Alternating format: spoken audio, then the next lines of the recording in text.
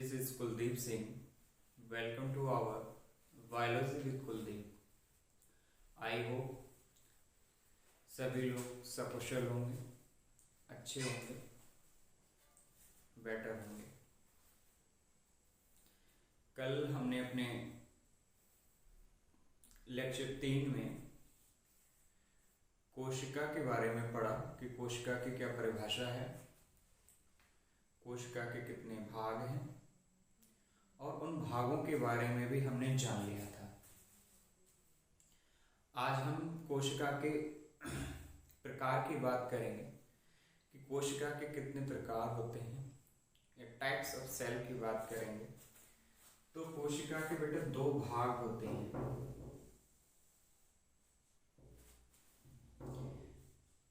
कोशिका के 2 भाग हैं।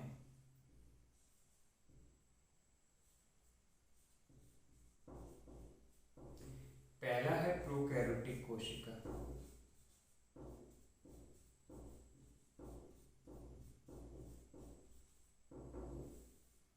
प्रोकैरियोटिक कोशिका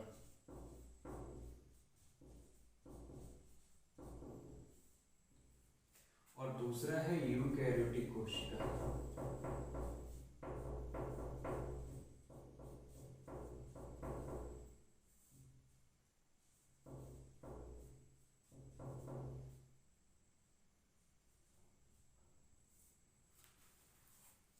दो प्रकार हैं, प्रोकैरियोटिक कोशिका और यूकैरियोटिक कोशिका।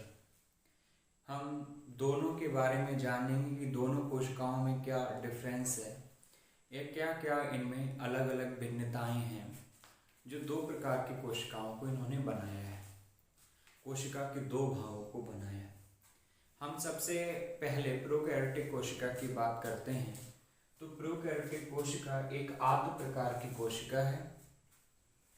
इसका आकार अत्यंत छोटा होता है और इन कोशिकाओं में केंद्रक नहीं पाया जाता है।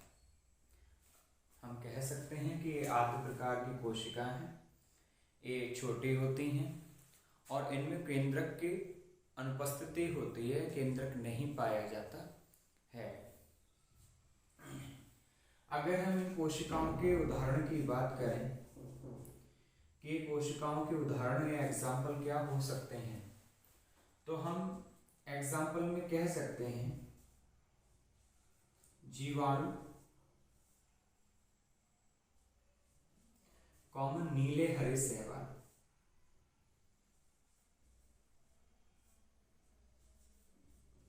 ब्लू ग्रीन एल्गी, बैक्टीरिया और ब्लू ग्रीन एल्गी इसके एग्जाम्पल्स हैं प्रोकैरियोटिक कोशिका के।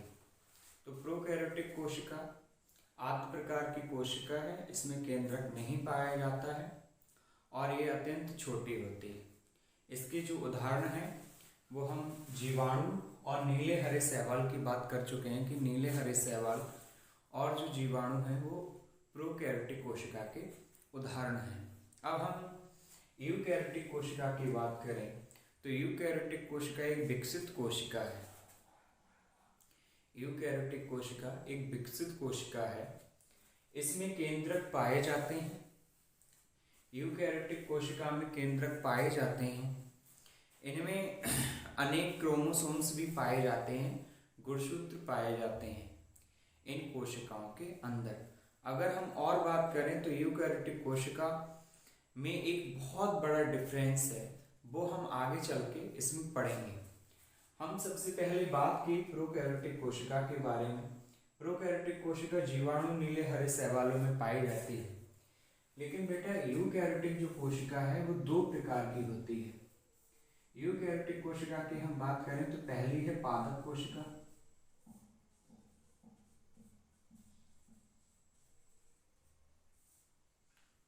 दूसरा है जंतु कोशिका।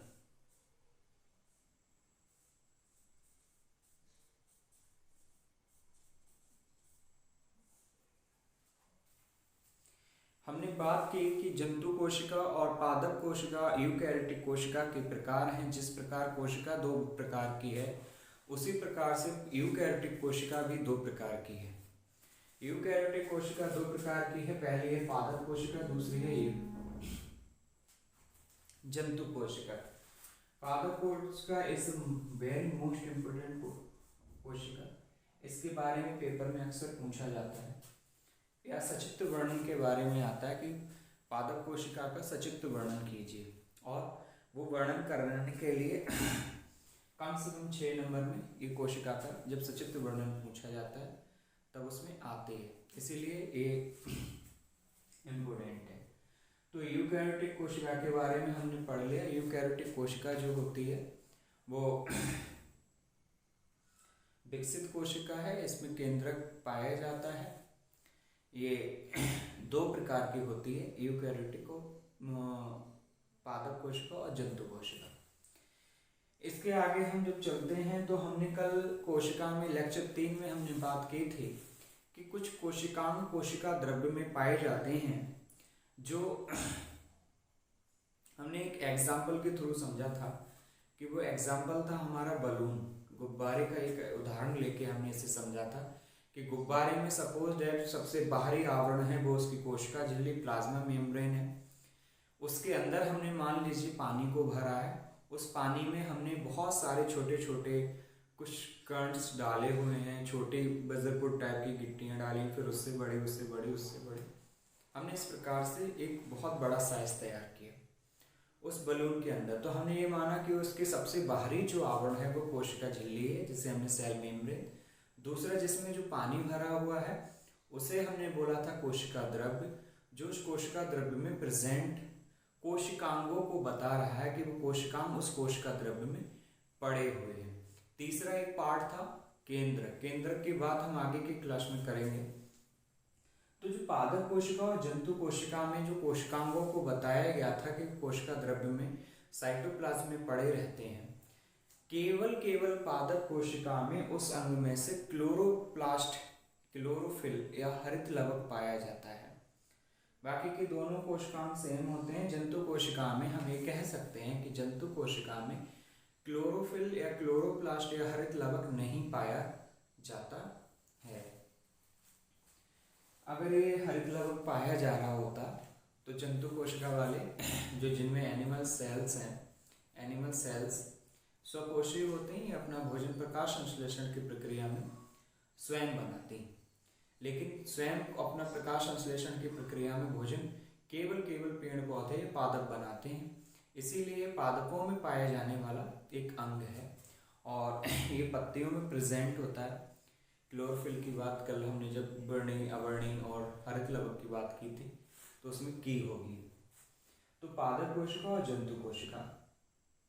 पादप कोशिका की बात करें, पादप कोशिका में सबसे पहला तो एक ये स्ट्रक्चर है कि पादप कोशिका के सबसे, अगर हम इन दोनों में डिफरेंस की बात करें तो पादप कोशिका में कोशिका भित्ति पाई जाती है, लेकिन जंतु कोशिका में कोशिका भित्ति नहीं पाई जाती है।